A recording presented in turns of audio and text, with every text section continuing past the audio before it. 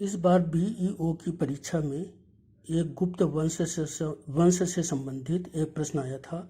उसमें गुप्त वंश के सम्राटों के नाम दिए हुए थे और उनकी साम्राज्ञियों के नाम दिए हुए थे तथा सम्राटों को संबंधित साम्राज्ञी से मिलान करना था। तो इस प्रश्न में प्रतिभागियों को काफ़ी परेशानी आ रही थी। और वैसे भी प्राचीन इतिहास में लोगों को दिक्कत आती है, क्योंकि प्राचीन इतिहास की जो स्रोत हैं वे थोड़े से मुश्किल हैं, दुरूह हैं तथा प्राचीन इतिहास में जो कहानियाँ चलती हैं वो बहुत सीधी साधी नहीं चलती हैं। उसमें बहुत सारे विवरण होते हैं और वे विवरण आपस में उलझे हुए होते हैं। तो प्राचीन इतिहास को पढ़ने के लिए काफ़ी ज़्यादा मेहनत की आवश्यकता होती है और काफ़ी उसमें रीजनिंग भी लगती है, क्योंकि अलग अलग इतिहासकार अलग अलग बातों को बताते हैं। परंतु आज के इस जो हमारा ये जो अनुष्ठान है, इसमें हम गुप्त वंश की सम्राटों तथा उनसे संबंधित साम्राज्यों जिनका कि उस बीईओ की प्रश्न पत्र में उल्लेख हुआ है, उसी के बारे में हम बात करेंगे। गुप्त वंश 300 से 650 ईस्वी के कालक्रम में भारत का जो इतिहास है, भारत का इतिवृत्त है, उसमें आता है। इसके पहले जो बड़ा साम्राज्य आता है भारत में, वो मौर्य वंश का होता है। और उसके बाद जो गुप्त वंश है, जो कि 300 से 650 ईस्वी तक के कालक्रम में भारत में आता है, वो भारत के इतिहास का स्वर्ण युग कहलाता है। गुप्त वंश के संस्थापक श्रीगुप्त माने जाते हैं, लेकिन वे बहुत बड़े कोई सम्राट नहीं थे, क्योंकि उनका विरुद्ध केवल महाराज है, यानी महाराज श्रीगुप्त। उनके जो पुत्र घटोत्कच गुप्त थे, वे भी महाराज का विरुद्ध रखते थे, यानी महाराज घटोत्कच गुप्त। लेकिन उनके जो लड़के यानी जो चंद्रगुप्त प्रथम थे, वे एक बड़े राज्य निर्माता थे और चंद्रगुप्त प्रथम को गुप्त वंश का वास्तविक संस्थापक माना जाता है। यद्यपि उसके फाउंडर श्रीगुप्त थे, लेकिन वास्तविक जो फाउंडर है, संस्थापक हैं, वो चंद्रगुप्त प्रथम माने जाते हैं। चंद्रगुप्त प्रथम की जो विवाह है वो कुमार देवी से हुआ था। कुमार देवी लिच्छवी कुमारी थीं, लिच्छवी वंश की वो राजकुमारी थीं। और लिच्छवी लोगों का जो खुद का इतिहास है बहुत ही गौरवपूर्ण है। लिच्छवी वैशाली साम्राज्य के शासक हुआ करते थे, और शासक के स्थान पर हम यदि कहें कि जो लिच्छवी गणतंत्र था, वैशाली जो था वो दुनिया का पहला गणतंत्र माना जाता है। तो वहाँ पर जो शासन था वो गणतंत्रात्मक था, वो राजतंत्रात्मक नहीं था। बाद में वो गणतंत्र राजतंत्र में बदल गया।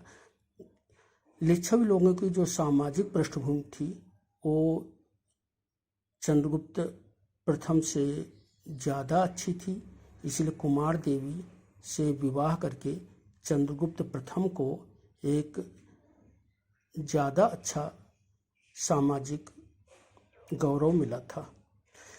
चंद्रगुप्त प्रथम के पुत्र समुद्रगुप्त थे। समुद्रगुप्त भारत के नेपोलियन भी कहलाते हैं।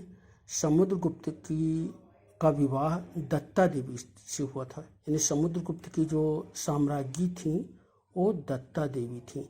समुद्रगुप्त पर बहुत सारे प्रश्न आते हैं। समुद्रगुप्त के जो उत्तराधिकारी थे वो चंद्रगुप्त द्वितीय थे। चंद्रगुप्त द्वितीय चंद्रगुप्त विक्रमादित्य कहलाते हैं, और इनका विवाह कुबेर नाग नामक कुमारी से हुआ था, यानी कुबेर नाग जो थीं या कुबेर नागा, वे चंद्रगुप्त विक्रमादित्य की साम्राज्ञी थीं। चंद्रगुप्त विक्रमादित्य के जो पुत्र थे वे कुमारगुप्त थे। कुमारगुप्त फर्स्ट, कुमारगुप्त प्रथम। कुमारगुप्त का विवाह अनंत देवी से हुआ था और कुमारगुप्त के जो फिर उत्तराधिकारी स्कंदगुप्त आते हैं और स्कंदगुप्त जो थे वे 455 से 467 तक के कालक्रम में आते हैं और गुप्त साम्राज्य के वो अंतिम प्रभावशाली सम्राट होते हैं स्कंदगुप्त। तो गुप्त जो साम्राज्य था गुप्त साम्राज्य था, उससे कुछ और तथ्य वो भी आप देख लें। ये देखें कि जो गुप्त साम्राज्य था वो उसका कालक्रम क्या था। तो उसके पहले के जो साम्राज्य थे वे मौर्य साम्राज्य था और मौर्य साम्राज्य 4वीं से 2री शताब्दी ईसा पूर्व था, BCE था, 4th से 2nd सेंचुरी BCE, क्योंकि 326 BC में सिकंदर ने भारत पर आक्रमण किया हुआ था। और इस तरह जो गुप्त साम्राज्य के पहले मौर्य साम्राज्य था, गुप्त साम्राज्य 300 से 650 ईस्वी तक रहा है। और लिच्छव दौहित्र ये समुद्रगुप्त का सिक्का है और इसमें उसने लिच्छवियों के से संबंधित होने की अपने गौरव को स्पष्ट किया है। प्रयाग प्रशस्ति भी समुद्रगुप्त से संबंधित है। सिंह विक्रम एक चंद्रगुप्त सेकंड का सिक्का है, चंद्रगुप्त विक्रमादित्य का सिक्का है। और ये सिंह विक्रम इस प्रकार के सिक्के हुआ करते थे जो कि गुप्त सम्राट समय समय पर उनको चलाया करते थे। फाहियान चीनी यात्री समुद्रगुप्त द्वितीय के समय आया हुआ था, या फाहियान जो था वो चंद्रगुप्त द्वितीय के समय आया हुआ था, या चंद्रगुप्त विक्रमादित्य के समय फाहियान आया था। मयूर सिक्का कुमारगुप्त के द्वारा चलाया गया था और बहुत ही प्रसिद्ध सिक्का है। कुमार यानी कार्तिकेय, उनका वाहन क्या है? मयूर है। सबसे अधिक सिक्के कुमारगुप्त ने चलाए थे। एक व्याघ्र पराक्रम सिक्का है, उसे भी कुमारगुप्त ने चलाया था। और स्कंदगुप्त के सिक्कों में मिश्रित धातु मिली है, यानी उतने शुद्ध सिक्के नहीं हैं, क्योंकि हूणों ने आक्रमण कर दिया था और उनसे स्कंदगुप्त को युद्ध करके भारत की रक्षा करनी पड़ी थी। उसमें काफ़ी धन व्यय हुआ होगा। तो स्कंदगुप्त के सिक्के मिश्रित धातु के हैं। भीतरी स्तंभ लेख स्कंदगुप्त से